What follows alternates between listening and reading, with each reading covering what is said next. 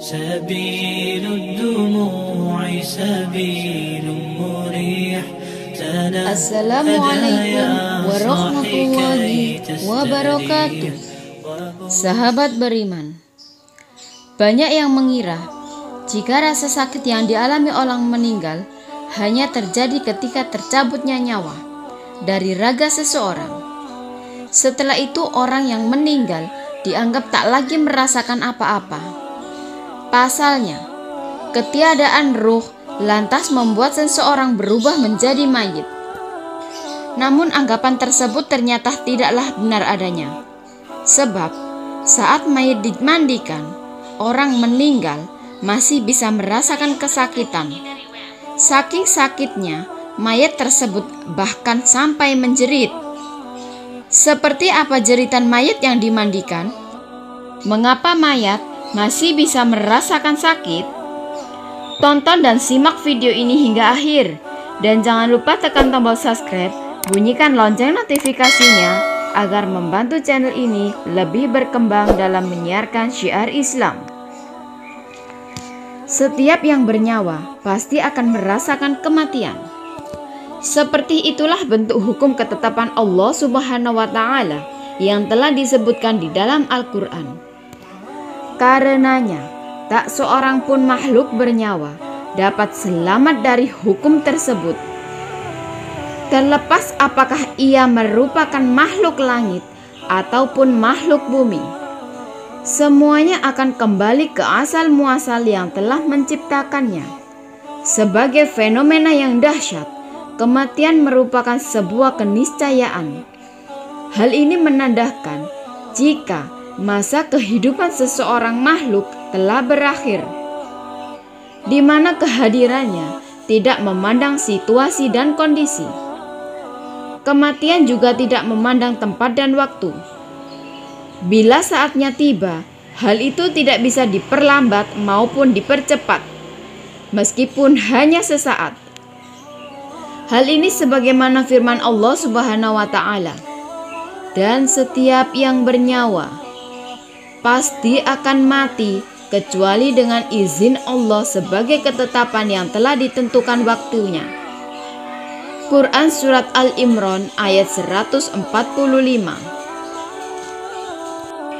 Pada ayat lain, Allah Subhanahu wa Ta'ala juga berfirman, "Dan setiap umat mempunyai ajal, batas waktu. Apabila ajalnya tiba, mereka tidak dapat meminta penundaan atau percepatan sesaat pun." Quran Surat Al-A'raf ayat 34. Selain waktu yang telah ditetapkan, kematian juga merupakan sebuah peristiwa yang begitu dahsyat. Karena hal ini menandakan terjadinya perpisahan ruh dari jasad, jiwa dari raga. Maka ketika hal itu terjadi, seorang makhluk akan merasakan kesakitan yang luar biasa. Saking sakitnya, makhluk taat sekelas malaikat pencabut nyawa saja bahkan sampai menjerit ketika mencabut nyawanya sendiri. Apalagi jika makhluk tersebut hanya sekelas manusia yang hidupnya belum tentu dengan ketaatan. Maka dipastikan sakitnya bisa sampai berkali-kali lipat. Mungkin saja hal ini kedengarannya mengerikan, namun itulah yang dirasakan oleh manusia saat kejadian tersebut. Bayangkan saja bagaimana pedihnya saat roh dicabut dari badan, dari tiap urat tubuh, ditarik perlahan melalui urat saraf, dari sendi-sendi, dari pokok setiap rambut dan kulit, dari ujung kepala hingga kaki. Kesakitan itu melebihi tebasan pedang yang dilakukan berkali-kali. Saking sakitnya, sampai-sampai Nabi Muhammad SAW pernah meminta kepada Allah Subhanahu wa Ta'ala agar mengambil seluruh rasa sakit yang akan dialami umatnya saat menghadapi kematian. Karena Rasulullah SAW, jikalau dirinya saja tak bisa lepas dari rasa sakit tersebut, apalagi mereka yang bukan merupakan nabi dan rasul. Dalam kitab Ilah Umuluddin, Imam Al-Ghazali menjelaskan, ketika roh dicabut, hal itu membuat akal manusia menjadi kacau balau. Selain itu, lisan juga serta-merta menjadi bisu. Begitu juga dengan anggota badan yang tiba-tiba menjadi lemah tak berdaya. Sehingga andai kata saat seseorang masih mampu untuk berteriak, maka pasti ia akan melakukan hal itu sekeras-kerasnya. Namun sayangnya, semua itu tidak bisa lagi dilakukan. Meski kesakitan tersebut juga pasti adanya, namun Imam Al-Ghazali menekankan, jika saat nyawa seseorang dicabut, maka ruhlah yang sejatinya merasakan kepedihan. Sementara jasad hanya menerima pantulan rasa sakit yang dialami oleh ruh tersebut. Itulah mengapa saat orang hidup terkena luka pada anggota fisiknya seperti terbakar api atau tertutup benda tajam, maka pasti akan merasakan sakit. Sebab kehadiran roh dalam diri seseorang membuat diri mampu merasakan apapun. Namun seketika roh telah tiada, maka fisik juga tak lagi merasakan apa-apa. Kalau ruh yang menderita kesakitan, lantas mengapa mayat yang dimandikan masih bisa menjerit? Bukankah ruh telah meninggalkan jasadnya? Dalam Islam, salah satu kewajiban yang mesti dipenuhi terhadap orang meninggal yakni memandikannya. Meski begitu, hal itu tak selamanya diperlukan.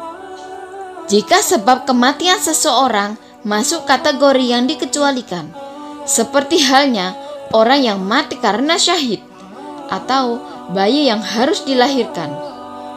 Sebagaimana pendapat umum oleh para ulama berdasarkan petunjuk Al-Quran dan Sunnah. Meski kelihatannya mudah, namun saat memandikan mayat bukankah perkara yang biasa? Pasalnya, saat dimandikan, seseorang mayat bisa merasakan kesakitan yang luar biasa. Saking sakitnya, mayat tersebut bahkan sampai menjerit. Meskipun secara kasat mata, hal ini tak dapat dilihat dan dirasakan oleh pemandi mayat tersebut. Sebab, kesakitan yang dialami bukan terletak pada jasadnya, melainkan pada roh mayat tersebut. Hal ini sebagaimana pernah disampaikan oleh Nabi Muhammad SAW dari Aisyah radhiyallahu anhu. Ketika itu, ia menunggu Rasulullah SAW kembali ke rumah. Ia mengucapkan salam dan berdiri untuk menyambut sang Nabi kecintaan Allah tersebut. Melihat hal tersebut, Rasulullah SAW sontak berkata, "Duduklah di tempatmu. Tidak usah berdiri, wahai Ummul Mukminin." Setelah Aisyah duduk, Rasulullah SAW pun kemudian ikut duduk sembari meletakkan kepalanya di pangkuan sang istri.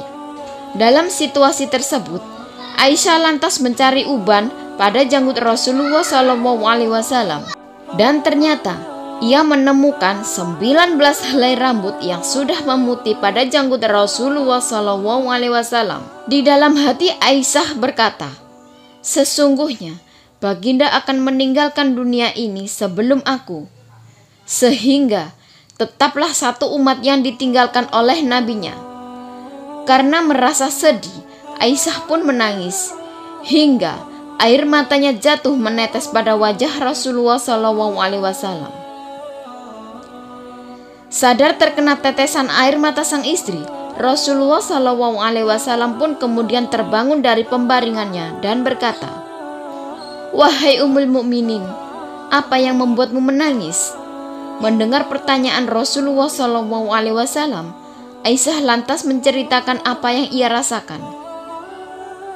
Setelah melihat uban-uban sang suami tercinta, setelah mendengar cerita Aisyah, Rasulullah SAW pun sontak menimpali sang istri dengan berkata, "Tahukah kamu, kondisi apakah yang paling menyusahkan bagi mayit?"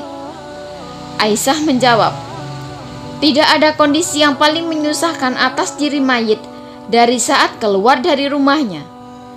Anak-anak yang ditinggalkan berada di belakangnya serta menangisinya. Ya, itu memang menyakitkan. Namun masih ada lagi yang lebih pedih daripada itu," saud Rasulullah SAW. Tidak ada kondisi yang lebih berat atas diri mayat dari saat dia dimasukkan dalam liang lahat dan dikubur di bawah tanah. Para kerabat, anak, dan istrinya meninggalkannya pulang. Setelah itu datanglah malaikat Mungkar dan Nangkir dalam kuburnya, sambung Aisyah lagi. Rasulullah SAW kemudian tersenyum mendengar jawaban sang istri. Kemudian ia menjelaskan, jika sesungguhnya saat yang paling berat bagi mayit adalah ketika datangnya tukang memandikan mayit. Pemandi jenazah biasanya akan melepaskan cincin yang dipakai sang mayit, kemudian melepaskan pakaian yang memandikannya. Saat itu, ruh akan menjerit kuat di mana suaranya dapat didengar oleh seluruh makhluk kecuali jin dan manusia. Dengan penasaran, Aisyah kemudian bertanya, "Apa yang diserukan oleh ruh itu ya Rasulullah?" "Hai tukang memandikan, demi Allah, aku mohon kepadamu agar engkau mencopot pakaianku dengan pelan-pelan. Karena sesungguhnya saat ini aku sedang merasakan istirahat dari sakitnya pencabutan nyawa sang malaikat maut," ungkap Rasulullah SAW. Semakin penasaran, Aisyah kemudian bertanya lagi, "Lalu, apa yang diserukan lagi oleh ruh ya Rasulullah?" "Hai tukang memandikan, demi Allah, jangan engkau tuangkan air panas, jangan engkau gunakan air panas, dan jangan pula air dingin. Sesungguhnya jasadku telah terbakar sebab dicabut nyawaku," sambung Rasulullah SAW. Lalu ketika dimandikan, "Apa yang diserukan oleh ruh itu ya Rasulullah?" tanya Aisyah lagi. Dan ketika dimandikan, ruh itu berkata, "Demi Allah, hai tukang memandikan, janganlah engkau pegang diriku terlalu kuat.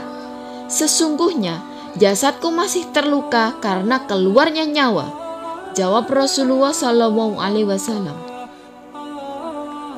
Apa yang dijelaskan Rasulullah SAW mengenai hal ini jelas menunjukkan kepada kita jikalau sang mayat akan merasakan kesakitan sesaat ketika dimandikan. Meskipun roh tersebut sejatinya sudah terlepas dari badan, sesaat malaikat Israel mencabutnya, maka sebagai orang yang beriman, kita harus perlu mempersiapkan diri agar bisa kembali kepada Allah Subhanahu wa Ta'ala dalam keadaan selamat. Sebab rasa sakit yang dialami roh ketika dimandikan tidaklah lebih berat dari siksa yang dirasakan saat di akhirat. Sahabat beriman, adakah di antara kalian yang pernah memandikan jenazah? Semoga Allah senantiasa melindungi kita dari segala keburukan. Wallahu a'lamu bishawab.